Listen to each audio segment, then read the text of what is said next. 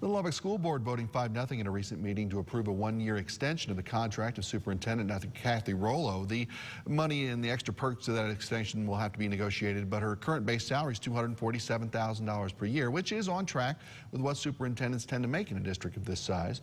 Her deal will go now until June of 2025.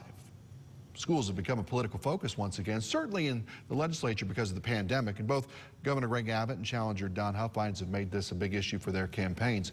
The governor now promising a so-called parental bill of rights to become part of the state constitution to make sure parents have control of their child's education. And our Daniel Marine takes a look at that, one part of that anyway, letting a parent choose whether to hold a child back a year. When it comes to the pandemic's impact on learning in Texas, the numbers spell out the obvious. It's been bad.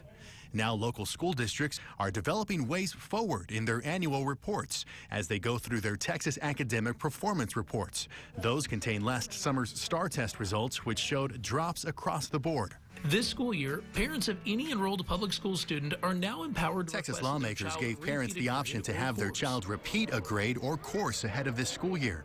Now Governor Greg Abbott's re-election team is looking to make that permanent by pushing an amendment to the state's constitution to, quote, reinforce that parents are the main decision makers in all matters involving their children.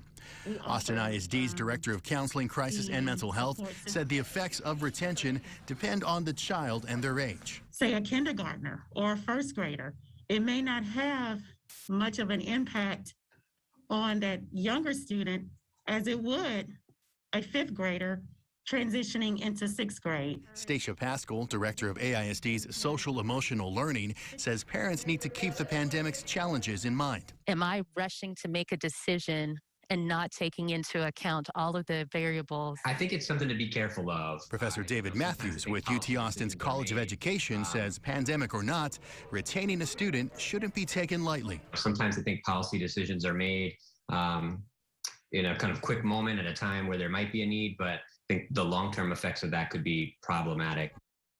Daniel Marine reporting, and we'll be back with the final word.